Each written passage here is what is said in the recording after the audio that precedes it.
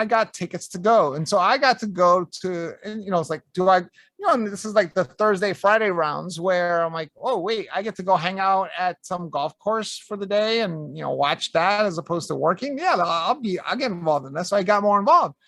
And I went and it was just an instant love, the land, especially like a TPC course, right? Especially like a pro golf level course, right? Like the landscape, the smell, and here in Arizona, which is one of the reasons I live here, is because how beautiful it is, and so you're out in the desert and the hills and the greens, and I just fell in love with the environment of golf, and you hadn't even hit a club yet.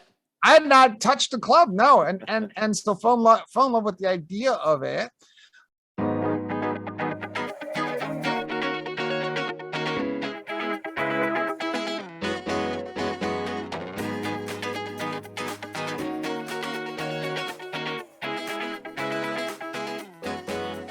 Jaime Casap is a former Google education evangelist. He did that for a number of years, and now is speaking and working independently. He's a published author. Jamie's spoken at a lot of very, very prominent conferences, and he and I, our paths have crossed on a number of occasions because of that. Following Jaime on social media, I noticed recently that he had taken up golf, and I found that super fascinating.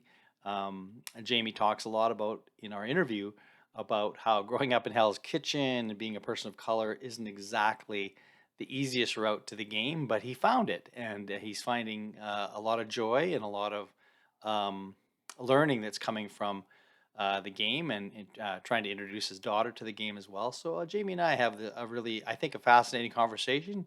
It's a little bit longer than some of my other conversations, but I think well worth it. So enjoy my conversation with Jaime Casap. But before even Google, I was a professor at Arizona State University. So I've been teaching classes, and I haven't really talked about it, even though I have taught a communication class in high school. I've always loved teaching, always found a passion around it, always loved being in the classroom. And so years before Google, I would teach at Arizona State University as part of either the graduate program or the undergraduate program, the public policy stuff. And so I would teach the ideas around what innovations can we bring, what business innovations can we bring into government, what we can bring into nonprofit. So I would do like an organizational development kind of class. And so I taught undergrad classes in public policy and graduate level classes in public policy even before I got to Google. As a matter of fact, if anything, I still did it for a while at Google, and then the travel became too much and I stopped doing it. And so I consider myself someone who studies education, right? And someone who has been in the classroom, definitely in the higher education space, and some in K-12, right? So I designed and put together a communication class that I taught to 10th graders at the Phoenix Coding Academy, a school I helped start here in Phoenix. And so I went in there and taught 10th graders, which can teach you a lot about teaching, right, when you're with 10th graders. And so I do that. But my goal has always been to, focus on what we can bring because of my experience, what we can do with technology in education, right? So that's been my focus, with the idea that what we need more than anything in education has nothing to do with technology, but what we need to do is kind of change our mindset. And so I was at Google for 15 years, helped launch Google Apps for Education into the university space, helped launch Google Apps into K-12, and then launching Chromebooks into education. So I did that work. I left in June of 2020, mostly because, Google had gotten too big for me, right? Larry and Sergey had left Google, and I was always like, if Larry and Sergey don't want to be at Google, why do I want to be there? And it just got to the point where there wasn't anything left to do there. There wasn't the kind of impact I wanted to have. Had more to do with the cultural aspects of education, right? So how do we improve diversity? How do we improve inclusion? How do we improve equity issues? And this is obviously all before the summer of 2020 in the United States with the George Floyd, when we actually opened up our eyes to equity and access and diversity issues. So I left Google to go focus on some of that. Since then, I've worked with a number of different organizations. I've worked with a number of higher education institutions. I for some reason, I got into this debate about whether you should go to college or not go to college frightens me sometimes, because I think it's the wrong debate. And I think we often, talk about college as this abstract thing, when the reality is that it has nothing to do with the building, but more to do with the concept, right? So what I mean is, I think you can have an argument as to whether or not you need higher education in a structural way, like a college, but you can't argue with the idea that you need higher learning, right? So the idea that you can get through life with whatever we define as a 12 years of education doesn't seem, I think most people would agree that that's not true, right? That you need, for some things that you want to do in life, you're going to need more education, or at the very least, this concept of lifelong learning, where you're constantly having to educate and constantly learn, no matter what you do. And so I've been working with a number of colleges and institutions on this idea of the value proposition of higher learning.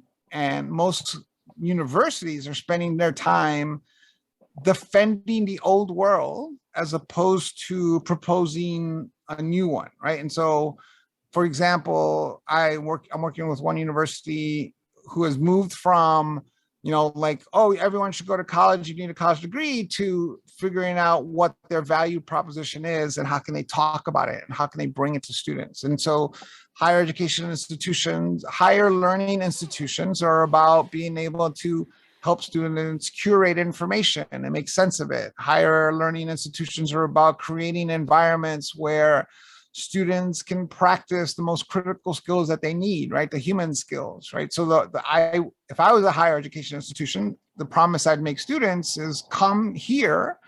You're gonna learn how to problem solve, critically think, collaborate. You're gonna learn how to be creative, and you're gonna do it in safe environments where you're gonna be able to get really good at these things, right? That's a value proposition that we don't present to students. Or being able to say to students, what's that problem that you want to solve? How do you want to solve it? Come here, we're going to help you develop the knowledge, skills, and abilities you need to solve those problems. And so been working with higher education institutions because I believe, from an equity perspective, that until I see, at least in the US, until I see a more balanced number between those who have a college degree and those who don't, I'm going to continue to tell students of color that they need a college degree, right? You can't tell poor kids that they shouldn't go to college, when if you have a high school degree, you make $30,000 a year, but if you have a college degree, you make $50,000 a year. Until those numbers even out, you can't tell me you can't go to college, right? So trying to figure out that space and help some institutions with that. I've also, it's funny, the advice I give people is, when you leave a company or you leave a place after 15 years, and you think about what you want to do next, don't wait a while. People will tell you what to do next. And what I mean by that is, I left Google, and the kinds of requests for my time were all around, like, hey, we have this idea, we have this product, or we have this service, we have this thing, we just don't know how to talk about it, or we don't know how to sell it, we don't know how to tell stories around it. Can you help us do that? So I've been helping some organizations do some of that. And then the last thing I've been working on is working with a number of organizations, some of them education institutions, some of them not. I got to watch, and again, I didn't realize this until I left. I got to, before my time at Google, I spent 7 years as organizational development consultant at Accenture, right? So I have this lens of how organizations work and how culture works inside organizations. And so I got to watch, arguably one of the most innovative companies in the history of business from the inside for 15 years. I got to watch it with the lens of someone who has experience in organizational development and design and principles of culture. and I got to watch what worked, what didn't work, and where Google screwed up a lot, right? And then take all that experience, take that 15 years of experience, and help organizations that are 5 people deep, or 10 people deep, or 20 people deep, who want to learn lessons from the experience of somebody like Google, and not make the same mistakes that Google made. And so I've been working with a number of organizations to do some of that work. And then I've been playing golf, right? So I like, how we got connected is this idea that, yeah, I live a block away from a golf course and stopped playing golf 20 years ago. And I remembered loving it. And because all of a sudden I had free time and the pandemic, and although I just started like 6 months ago, it was the travel thing, right? Like I think that, you and I talked about travel, and travel is not something that fits a golf lifestyle well, right? Because golf is something that requires commitment, right? You have to be able to get out there and get workouts in and practice. And it's one thing to, and unlike any other sport, because, if you are a triathlete, no matter where you travel, you can run, right? You can find a pool, you can swim. With golf, it's a little harder to be able to do that, to bring all your equipment, like, we talked about, for day trips or whatever. You can go work out, you can go do those things, but you need a consistent schedule of working out in golf to stay consistent. And so all of a sudden I wasn't traveling as much, and I started golfing and fell in love with it, and realized that there's so much there that attracts me. Not only just the opportunity to be outside and be in this mental space, but so much of golf, 99% of it, is inside your head. And so there's something very attractive about being good at something by being able to control your head, right? And I like that concept, as opposed to, other sports where physicality becomes such a big component of it. Golf isn't necessarily that. I mean, I'm never going to drive the ball 390 yards, but everyone's the same inside 100 yards, right? Like everyone can be the same inside 100 yards. And unlike basketball, for example, I'm never going to dunk a ball again, but I can easily chip balls in for birdies and eagles and things like that. So it becomes a mental challenge that I really fell in love with. Well, it's interesting. You know, Golf is this, it's an unusual sport in many ways related to others because number one, you can do it by yourself. So unlike, maybe You do basketball, do it by yourself, yeah. but at the same time, It is there's this social. social component, and I've seen you with your daughter trying to get her engaged in it. Yeah. And for me, I've got my group of buddies that I have to play with. And when I think about, I've often thought about golf, and I've written about it on my blog a few times. Is I love its relationship to the assessment conversation. In that score is one, it's just one way of measuring success and enjoyment. And I've really tried to downplay that, even though I've played a lot of golf and I've had some success. But that's just one. Like if I come home from a day at the golf course, and my wife asks me, "Hey, how did it? Did you have a good day?" And yeah, because I didn't play particularly well today, but was it a beautiful day outside? It was just good to be outside. Or man, we had a lot of good conversation with buddies. Or I hit two Right. really good shots. I Right. didn't have a Right. great game, but I hit two really good ones that Right. were really memorable. So I just love the idea that it's like the assessment conversation, in that like you just can't take one thing. There's so many things that attract you to it. The one thing I was going to ask you though is, you kind of mentioned about getting back into it. And Mhm. and I know it's difficult for people of our age to start, to be from zero. And there aren't many, because it is a hard game. So I want you to go back a little bit to sort of maybe your first experiences with golf, and just talk a little Yeah. bit about like how that happened, and Sure. how far did you go before you sort of said, life, whatever, interrupted and said, okay, I'm going to put that on the shelf for a while. Yeah, no, that's a great question, because I grew up in Hell's Kitchen, New York in the 70s and 80s. There are no golf courses that I know of anywhere. I think there's a driving range somewhere, but there's no golf courses anywhere near me. And so golf was never a thing that was part of my life. I never grew up with it. and it was always, like every stereotype about, golfing clothing and who golfs and the type of people in country clubs. And it's just so far removed. My personality, my background, my culture, everything's so far removed from the concept of golf that I never got interested in it at all. What happened was I was working at Accenture 1995, and the partner I was working with, huge golf guy, golf like every weekend, like would lose his mind if he had to work on a weekend because it would interfere with his golf. He was involved with a project that at the time it was called Anderson Consulting before it was called Accenture. The Anderson Consulting got involved in, which is the World Championship of Golf. And because we live here in Phoenix and I was in the Phoenix office, the Phoenix office was the host of this first event that they were going to have. They spent millions of dollars to start advertising and get more involved in golf. And this was it. The World Championship of Golf started in 1995. And they spent a lot of money to invite really good players. I remember like Greg Norman and others, 1990, whoever was big in 1995, to this tournament that was taking place at TPC in Scottsdale here. And because my boss was such a big part of it and so involved, I got involved and I got tickets to go. And so I got to go to, and it's like, and this is like the Thursday, Friday rounds where I'm like, oh, wait, I get to go hang out at some golf course for the day and, watch that as opposed to working. Yeah, I'll get involved in this. So I got more involved. And I went and it was just an instant love, like the land, especially like a TPC course, right? Especially like a pro golf level course, right? Like the landscape, the smell, and here in Arizona, which is one of the reasons I live here, is because how beautiful it is, and so you're out in the desert and the hills and the greens, and like I just fell in love with the environment of golf, and you hadn't even hit a club yet. I had not touched the club, no, and still fell in love with the idea of it.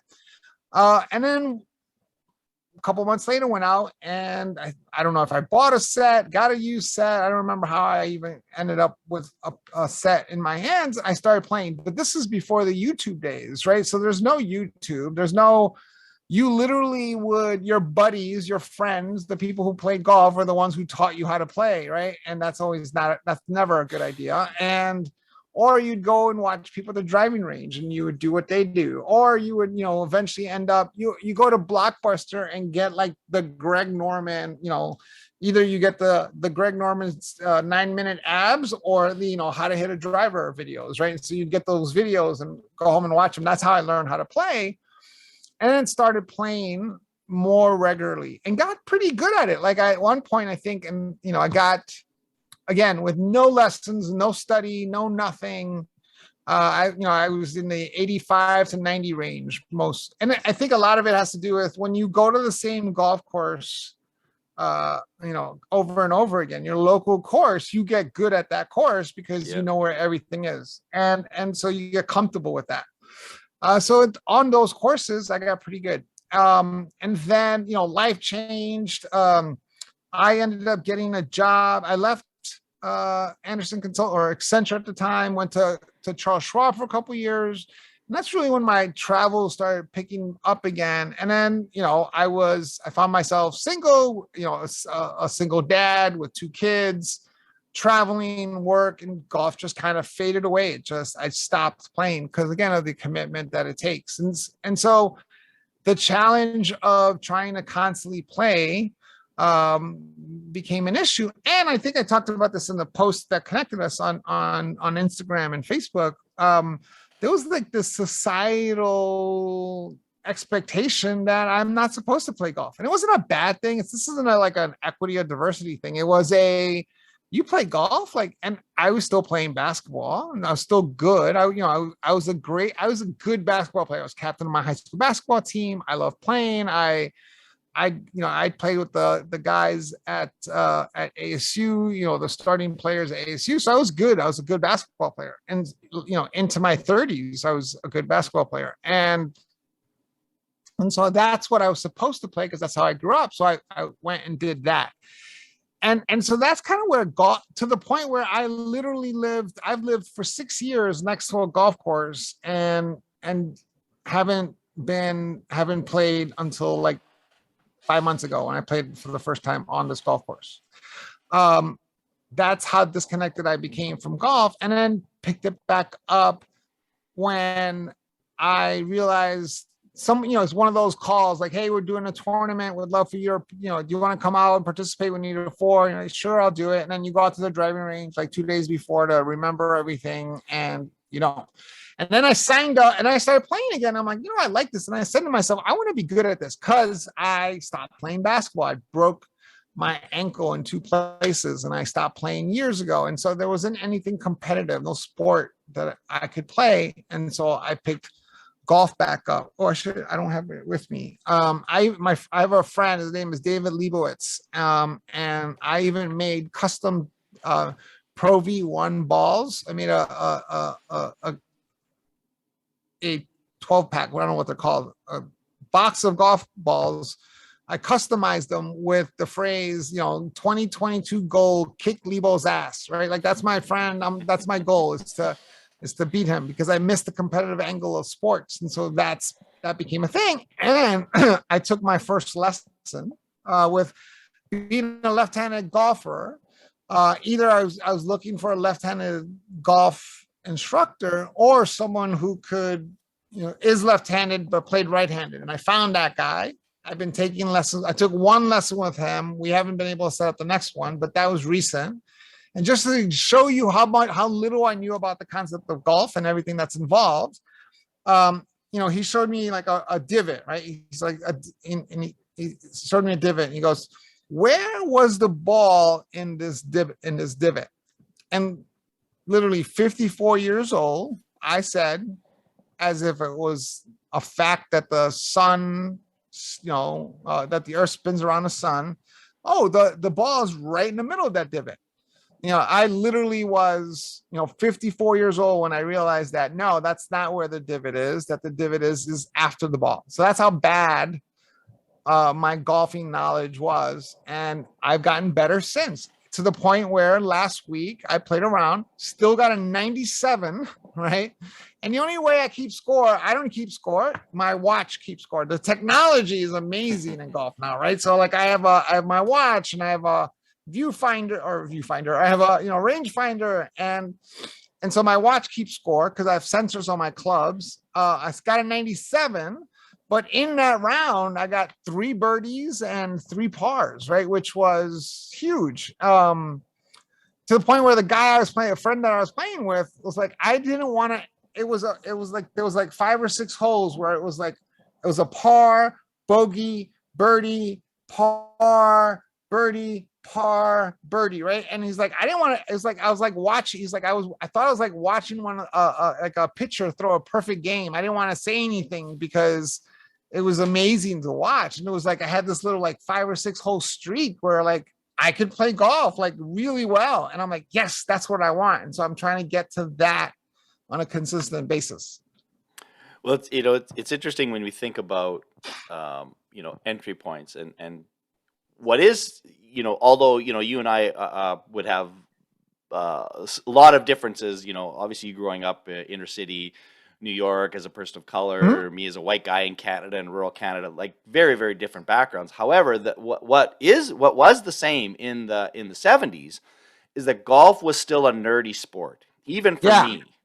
And it Right. wasn't until Tiger Woods came along, really, that people said, "Hey, this is kind of cool. Like, you don't have to be of that." Right. So that was a really important factor. That's a What the good point. difference Yeah. the difference for me though was that two of my buddies who were more of the, they were, and we all played other sports too. We were hockey players and baseball players and so forth, but they were the cool guys that were playing golf. So it allowed me to sort of have these guys sort of pave the way in that. I mean, Right. in a small sense, but Right. thinking about that in terms of accessibility, like how, and I think, you're thinking of, again, I'm watching you kind of try to introduce your daughter to the game. And I mean, I had a Mm-hmm. father who introduced me to the game. And so there's just so many elements about it that I think are fascinating around, like, how do we create these spaces for for accessibility. So I wonder if you just have any thoughts around kind of that Yeah. for your own experience and moving forward.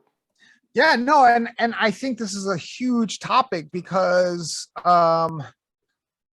there so you can start with this idea of like, you and I can probably sit down and put together a PowerPoint or Google slide presentation around the benefit, the potential benefits of golf for students. Like I bet you we could do that pretty quickly. Like, like everything from what we talked about earlier, the concentration element to it, the control, right? The fact that you personally are in control of everything. That's actually from an equity perspective, just in sports in general, I was thinking about this, which is that unlike other sports where you can get favor, right? That doesn't happen in golf, right? Like, so like Michael Jordan, the difference between Michael Jordan and Tiger Woods, for example, is Michael Jordan would get those foul calls, right? Like when he became famous, like you could like breathe. It was the ghost of Michael Jordan fouls, right? Like, NBA players would talk about like, Michael Jordan would get fouled depending on how cool the shot was, right? Like, obviously everyone gets contacted when you play basketball. Michael Jordan would get all the calls, for example. In golf, Tiger Woods doesn't get to like go up, hit the ball and get close to the hole on an approach shot, and then somebody goes up there and taps it in for them. And like, oh, it was close enough. You'll get that score. You don't get favor in golf. Everyone gets treated the same, right? So there's that. The other thing that's interesting about golf is I've actually, more than showing, and this is an important thing for those that are teaching your kids how to play golf or getting them into the game, is don't just show them the highlights, actually make them watch rounds. Because when you watch highlights of golf, what you see is everyone hit these amazing shots, and you see these like 20-foot bird, these 20-foot chip birdies, or you see 20-foot putts. When you actually watch golf, you see terrible shots by professionals, right? These are professional people who get paid millions of dollars, and they hit the ball into the trees and can't find it, right? Like, you got to make your kids watch that, because what you'll notice is, unlike other sports, again, using basketball as the analogy, because that's the one that I know the best. It's like imagine Steph Curry, right? Watching them shoot threes. And then for the next 3 shots, he doesn't miss. He literally hits the side of the backboard, right? Or like throws it up and it like hits the scorer's table, right? Like not that he misses, but he completely misses. And that happens in golf all the time, right? You watch a Tiger Woods, hit the picnic table, 90 yards in the opposite direction of where the green is. And so this idea that even the professionals who practice and get paid to do this have bad shots, but then have the next shot, right? And this idea of the short memory and forgetting that shot and then focusing on the next. There's so many mental aspects to the game that students, I think, can gain from. And then for students of color and students growing up in poverty, like being, especially, rural, urban kids, is being outside, being in nature, being in beautiful weather, being in these environments that are great. And then to your point about, it's an individual sport, but you get to socialize, and that you have to count on yourself, and you're accountable. Like, there's so many aspects of education that you can bring to golf. And so when you look at it that way, then at the next slide that we would put together in this deck is, how is it not equitable? And it's not, right? Like, I play golf at Encanto Golf Course down the street, right? Public course, city course. I pay, if I want to ride a cart, it costs me $55 to play golf. That's expensive for me. Right? Like, how is that not expensive for a poor kid, right? Like, that's just insanity. And so how do we balance that? What do we do? What are the programs? There's no programs in Encanto that if, you make less than $30,000 a year, your golf is free, right? We don't have programs like that because we don't think of golf as a sport that students need, right? It's a nice to have. And so what do equitable programs need to look like in golf? I watched, and I tweeted about this, and that's one of the great things about not being at Google or anywhere, right? Is that I can tweet whatever the hell I want, and I can call people out whenever the hell I want. I used to do that anyway, but knowing that I'm not going to get fired for it is even better. But I called out the CEO of Cisco, who stood on Pebble Beach and talked about how equitable golf is. Right. Like, golf is a very equitable sport and we're going to continue to make it equitable. I mean, he's standing on a course that costs $655 to play on. Right. I would not, like, it has to be like my 80th birthday present to pay $655 to play on a course. And that's without the travel and the hotel and everything else that's involved with going to Pebble Beach.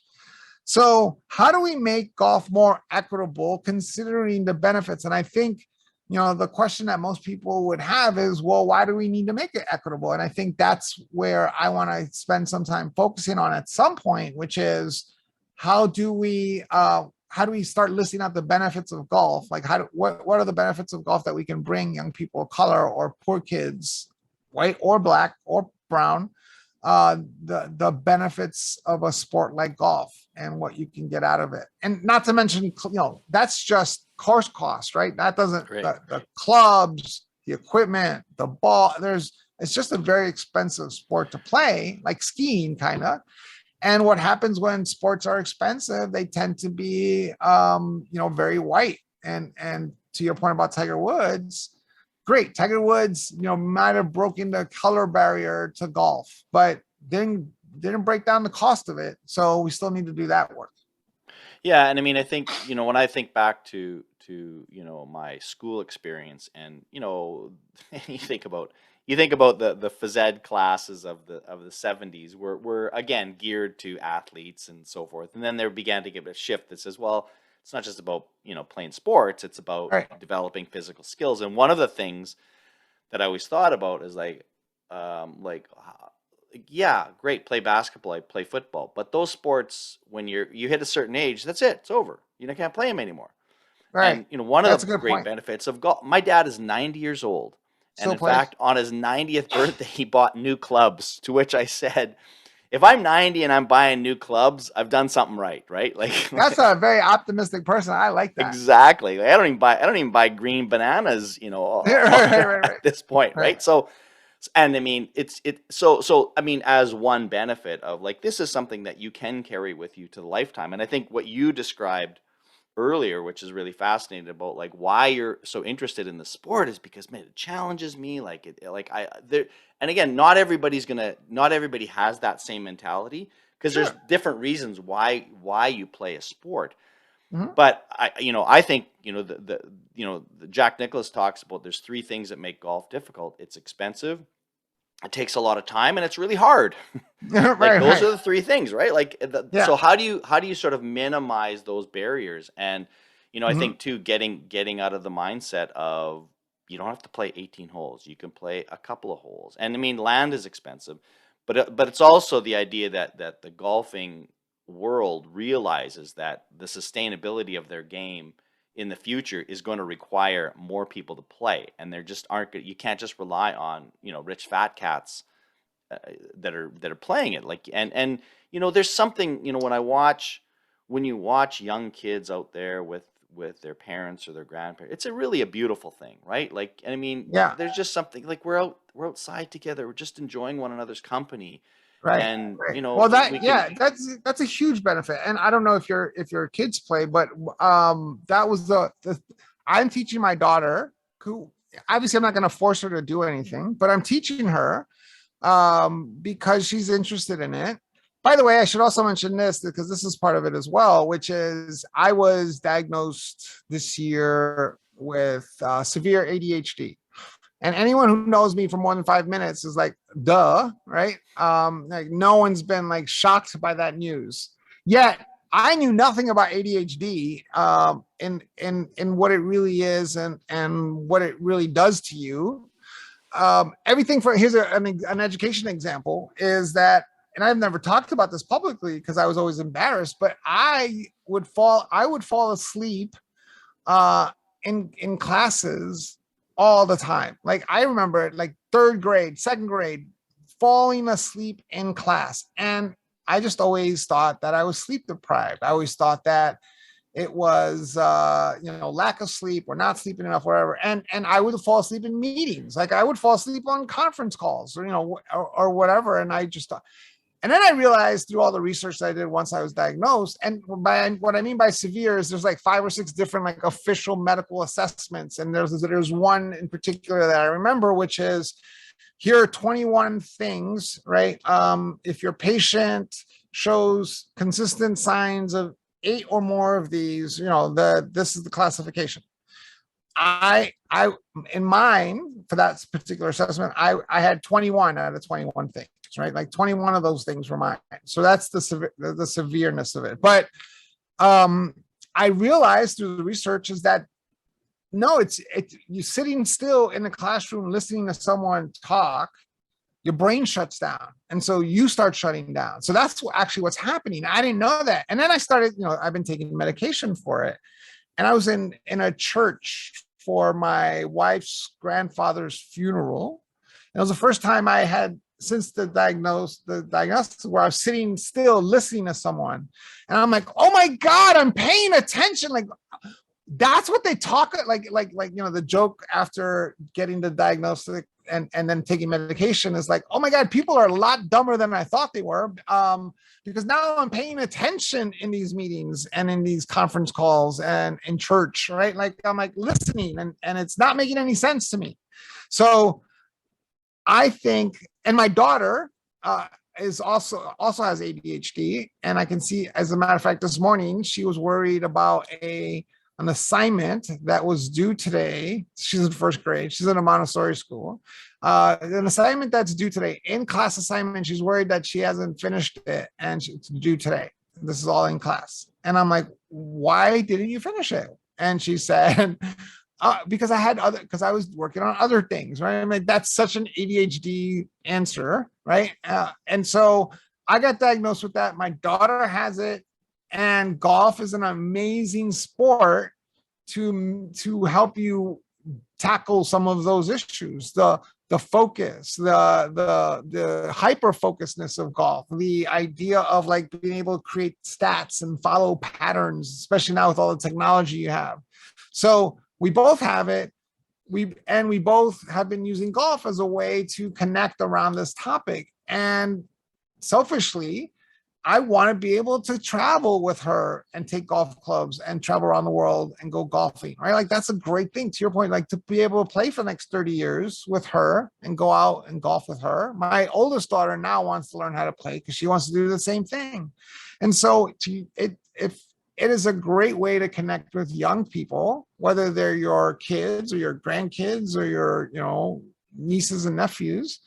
Because there's lots of time to talk while you're playing golf, right? There's a lot of time to talk. And so there's a great way to connect where you can focus on the game and still focus on the interconnectivity of people playing together. To your point, I usually play solo. So especially here in Arizona, where during most of the year, it's a golf haven. And so almost all tee times are booked almost all the time. And so if I go out as an individual, there's like a 90% chance that I'm going to get teamed up with random people. And so you meet random people all the time. And sometimes you meet interesting characters. Sometimes you meet people that you end up becoming friends with, right? So it's a great sport to have those kinds of social experiences. Well, it's so refreshing to hear somebody who's, I don't want to say new to the game, but relatively new, especially as you're picking it up, and kind of hearing your perspectives, and especially as somebody who is in their 50s and who's trying to sort of relearn the game again. Like, I think that's just such an encouraging thing for people, because it is, I mean, as you've as you've articulated, and anybody that's ever played the game knows, it's a super hard game.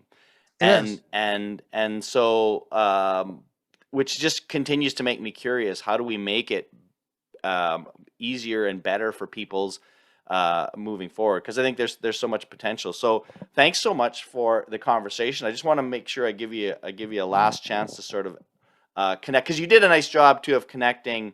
Not everybody connects their passion outside of education to their job themselves, and that's fine, because a lot of time it's like I do this thing as an escape from this, and I'm not necessarily trying to make connections to my work. But I think you and I are both of the of the same, cut out of the same cloth, where we just can't help Right, you but can't. see the connections between the things Right. we do that aren't directly related to our work, and how those things help us. So just Right. maybe a last word on kind of where you see yourself going in the future with this, and maybe Yeah.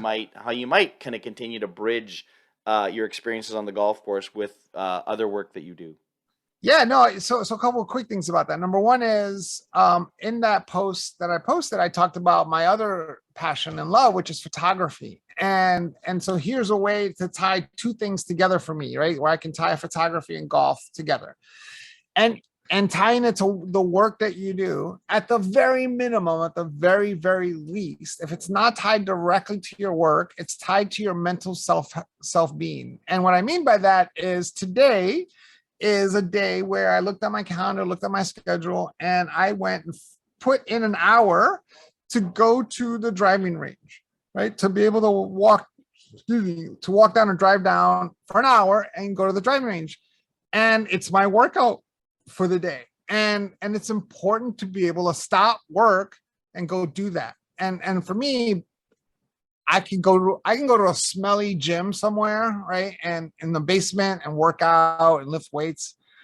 That's fine. I do that as well. But the idea of like being able to be outside for an hour in the sun and just get a workout in and chip, like literally most people go to the driving range, they sit there with their driver and they pound away driver. I love going to the driving range with, I don't even, sometimes I go to the driving range, I don't get balls from the shop at all. I bring my own balls and I go and I chip and use the putting green for an hour. And that's what I work on. And so that workout, that mental being, that mental space that you need to do that, and nothing. And for those who don't know golf or don't play golf, there is no sport, game, whatever you want to call it, that requires the mental capacity of golf. In other words, when you are golfing, if you are thinking about anything else, you are going to play terribly. You have to think about golf. You have to think about, and so the idea of being able to be out there for an hour and not think about anything else that's going on in your life except those putts, right?